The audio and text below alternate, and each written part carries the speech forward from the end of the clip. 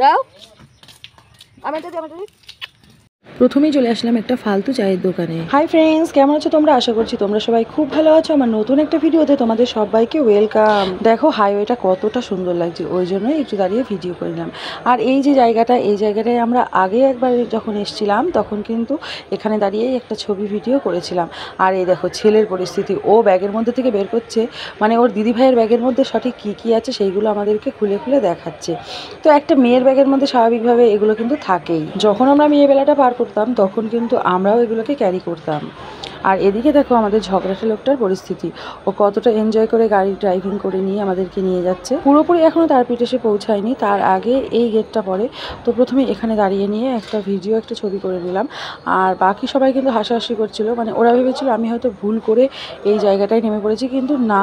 তো তারপর দেখো ফাইনালি যে গেটটা কিন্তু আমাদের একটা আলাদা আকর্ষণ, তো সেই গেটটার সামনে আমরা ফাইনালি দাঁড়িয়ে পড়লাম। সেখান থেকেও আমরা অনেকগুলো ছবি ভিডিও করে নিয়ে তারপর ফাইনালি ঢুকে পড়লাম আমরা রুমের মধ্যে। আর রুমটা কিন্তু দেখতে ঠিক এইরকম লাগছিল, এতটাই সুন্দর লাগছিল। আমরা প্রথমে ঢুকে গিয়ে দেখলাম রুমটা ভালো করে নিয়ে।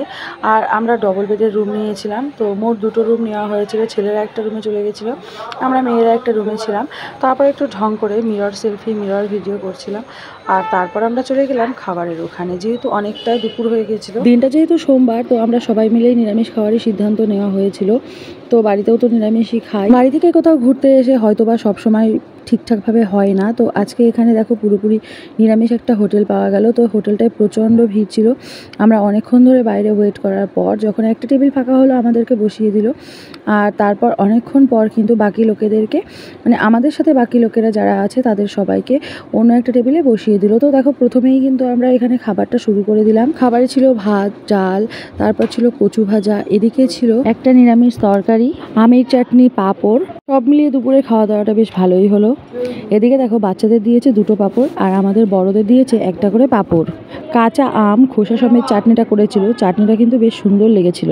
তারপর দেখো আমরা চলে আসলাম রুমে, যেহেতু ছেলেরা আলাদা রুম নিয়েছিল। তো আমরা মেয়েরা সবাই মিলে বললাম যে ছেলেদের রুমটা সঠিক কেমন সেটা আমরা একটু দেখবো। তো ওই জন্য আমরা চলে আসলাম প্রথমে ছেলেদের রুমটা দেখার জন্য। তারপর আমরা ফাইনালি রেডি হয়ে চলে যাচ্ছি এখন মন্দিরে মায়ের পুজোর জন্য, যেহেতু 6টার সময় গেট বন্ধ হয়ে যাবে, তারপর আর কোনো পুজো দেওয়া যাবে না। ওই জন্য আমরা দেখো অনেকটাই তাড়াতাড়ি করে কিন্তু চলে আসছি।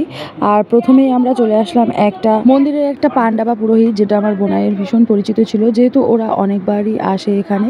তো ওই জন্য আগে থেকে ফোন করে বলে দিয়েছিল যে মানে কটার মধ্যে আমাদের গেলে ঠিকঠাক মতো হবে। তো ওনারা একটা টাইম দিয়ে দিয়েছিল, তো সেই টাইমেই দেখো আমরা সবাই মিলে চলে আসলাম। তো প্রথমে ওনার দোকান থেকে আমরা ডালা নিয়ে তারপর এই যে লাইনটা দিয়ে যাচ্ছি। আর এখান থেকে যাওয়ার সময় কিন্তু ফোনটা জমা নিয়ে নিয়েছিল, তার জন্য আমরা মন্দিরের মধ্যে আর কোনো ভিডিও করতে পারিনি। সত্যি কথা বলতে একটা ফোন আমরা জমা দিতে ভুলে গেছিলাম, বা আমরা ইচ্ছা করে জমা দিইনি, তো সেটা থেকে কিছু ছবি তোলা হয়েছে। তারপর আমরা আবার চলে আসলাম দেখো এখানে শ্মশানের মধ্যে। তো শ্মশানের মধ্যে যখন আমরা এসেছিলাম তখন সবে সবে সন্ধ্যা হয়েছে। আর এখানে আসার পর দেখলাম সবাই দেখো এখানে সন্ধ্যার জন্য অনেক কিছু প্রস্তুত করেছে। তো গাটা একটু ভয় ভয় লাগছিল, কারণ আমার এমনিতেই একটু ভয় লাগে বেশি। শুধু আমার বলাটা হয়তো বা ভুল হবে, এখানে অনেকটা কিন্তু গা ছমছমে একটা ভাব আছে। তারপরেও ভেবেছিলাম যে সবাই মিলে যখন রয়েছি তাহলে একসাথে হয়তো বা যেতে পারবো, কিন্তু তা হলো না। যতটাই ভেতরে ঢুকছি না কেন ততটাই বেশি বেশি করে ভয় লাগছিল। তো ওই জন্য আমরা আর ভেতরের দিকে ঢুকতে পারলাম না। দেখো কতটা অন্ধকার, কতটা গা ছমছমে একটা ভাব। এখানে ঢোকার পর আরেকটা জিনিসও দেখলাম, অনেকেই কিন্তু এখানে বসে যজ্ঞ করছিল। আর দেখো বেশ ছোট্ট ছোট্ট কুঠিরের মধ্যে অনেকেই আলাদা আলাদাভাবে পুজো করার আয়োজন নিয়ে বসেছিল। তো এখানে আসার পর বেশি ভয় লেগে গেছিলো। ঠিক এই জায়গাটায় একটা লোক দাঁড়িয়েছিল, মানে পুরো কালো ড্রেস পরে নিয়ে, দেখে মনে হচ্ছিল দূর থেকে একটা স্ট্যাচু, কিন্তু অবশেষে কাছে গিয়ে দেখলাম যে এটা একটা মানুষ। এই শ্মশানের মধ্যে যে সমস্ত সাধুগুলো রয়েছে তারা কিন্তু একদম অন্য রকমের, তাদের সাজ পোশাক, কথাবার্তার ধরন সব কিছুই কিন্তু আলাদা রকমের। তারপর দেখো আমরা ভেতরের মধ্যে, নাকি ওর মধ্যে অনেকটাই জঙ্গল মতো, তো ওই জন্য আমরা ভেতরের দিকে ঢুকলাম না। আমরা যে মেন শ্মশানটা তার মধ্যে ঘুরে তারপরে আমরা চলে আসলাম রুমের দিকে। তো তার আগে দেখো বেশ কিছু দোকানে অনেক কিছু দেখছিলাম, তো তার মধ্যে বেশ কিছু কিছু জিনিসগুলো অনেকটাই আকর্ষণ নিচ্ছিল, তো সেই সব জিনিসগুলোকে একটু ভিডিও করে নিলাম। দেখো এই সব জিনিস কিন্তু সবসময় দেখা যায় না, সত্যি বলতে আমার তো এগুলো বেশ ভালোই লাগলো, ওই জন্যই আমি একটু ভিডিও করে নিলাম। তারপর আমরা চলে আসলাম মেন আমাদের যে রুম, সেই রুমে। আর এই রুমে ঢোকার পর দেখলাম, যেহেতু সারাদিন ওটা পর্দা দিয়ে ঢাকাই ছিল, তো ঢোকার পর তো সন্ধ্যা হয়ে গেছিলো, তো তার জন্য ওই মন্দিরটা খুলে দিয়েছিল, বেশ ভালোই লাগছিল রাধাকৃষ্ণের মূর্তিটা। তো তারপর প্রথমে এসেই ভাবলাম যে কোন রুমে ঢুকবো, তো প্রথমে ওই রুমটাই গেলাম। তো ওই রুমটা দেখলাম বন্ধ করা রয়েছে, আর তারপর আমরা যে রুমটাতে থাকছিলাম সেই রুমটার মধ্যে ঢুকে দেখি বাকি সবাই এখানেই আছে।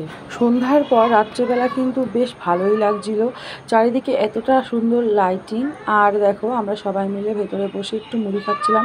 আর এদিকে যেহেতু আমার বোন একটা হিল জুতো নিয়ে এসছে, তো ওই জন্য বোনাইকে বলেছিল একটা হাওয়াই জুতো নিয়ে আসতে, তো ও ভাবতে পারেনি একেবারে এইরকম ধরনের হাওয়াই জুতো নিয়ে আসবে, ও ভেবেছিল একটু অন্য ধরনের কোনো হাওয়াই জুতো নিয়ে আসবে। তো তারপর দেখো রাত্রের খাবারটা নিয়ে আমরা সবাই মিলে বসে পড়লাম। প্রথমে বাচ্চাদেরকে দেওয়া হলো, আর এখানে রাত্রের খাবার ছিল আমাদের রুটি, চানা মশলা আর ছিল তরকা। তো দেখো সবশেষে কিন্তু আরেকটা জিনিসও ছিল, যেটা ছিল ল্যাংচা। রুটি তরকারি খাওয়ার পর আমরা সবাই মিলে ল্যাংচা খেয়ে মিষ্টি মুখ করে নিয়ে রাত্রে ঘুমিয়ে পড়লাম। দেখা হচ্ছে পরে নতুন একটা ভিডিও নিয়ে, ততক্ষণ তোমরা সবাই সাথে থাকো, টাটা।